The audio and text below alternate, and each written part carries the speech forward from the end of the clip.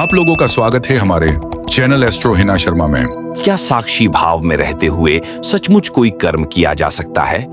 अगर हम साक्षी हैं तो क्या कोई कार्य भी कर सकते हैं, या साक्षी बनते ही क्या सब कुछ छोड़ना पड़ेगा?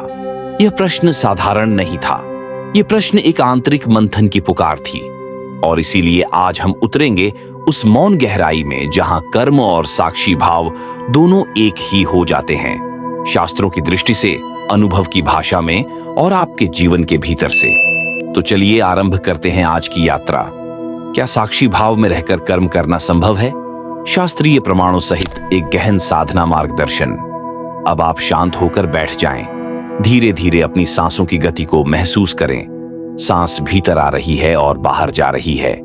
बस इसी क्षण में ठहर जाएं। आज हम प्रवेश करने जा रहे हैं एक गढ़ प्रश्न की अंतर्दृष्टि में।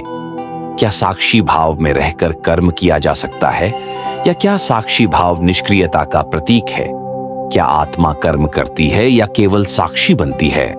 साक्षी भाव क्या है? साक्षी अर्थात साक्षात्कार करने वाला, जो देखता है परंतु हस्तक्षेप नहीं करता, जो जानता है परंतु प्रतिक्रियाशील नहीं होता, जो अनुभव करता है परंतु उसमें उलझता नहीं।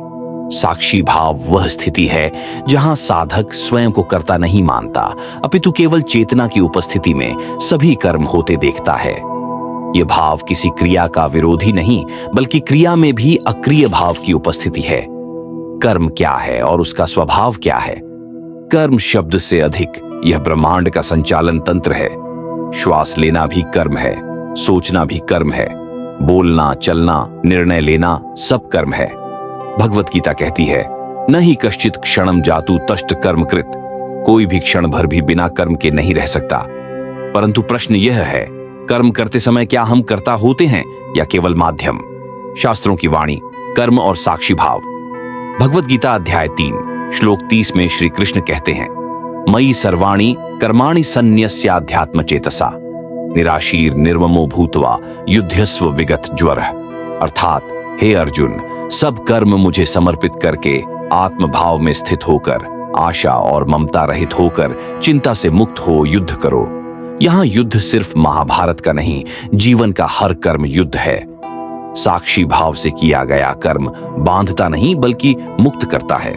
पार्थिमितानन अष्टावक्र गीता की दृष्टि, अष्टावक्र गीता अध्याय 18 श्लोक 100 में कहते हैं, कर्म करोति शरीरण मनसा न करोति स याति परम स्थानम यत्र गत गत न शोचति। जिसका शरीर कर्म करता है परंतु मन में कोई कर्ता की भावना नहीं, वही मुक्ति के परम पद को प्राप्त करता है। यही तो साक्षी भाव है। कर्म हो पर कर्ता ना हो, अनुभव हो पर आसक्ति ना हो। उपनिषदों की घोषणा, ईशावास उपनिषद श्लोक 2, कुर्वन्ने वह कर्माणि जिजीविषेच्छतम समाह एवं त्वयि नान्यथेतोस्ति न कर्म लिप्यते नरे। ये जीवन कर्म करने के लिए है, परंतु ऐसा कर्म जो आत्मा को स्पर्श भी ना करे। ये तब संभव है जब हम साक्षी भाव से कर्म करें। क्या आत्मा कर्म करती है? श्रीमद् भगवत गीता कहती है, प्रकृते क्रियमाणानि गुणैः कर्माणि सर्वशः अहंकार विमूढ़ात्मा कर्ताहमिति मन्यते। अध्याय 3 श्लोक 77। कर्म तो प्रकृति के गुण करते हैं। मूढ़ मनुष्य मैं करता हूं ऐसा मान लेता है। आत्मा निष्क्रिय है, साक्षी है, उसमें कर्तापन नहीं है। चैप्टर से साक्षी भाव से कर्म का अनुभव कैसा होता है?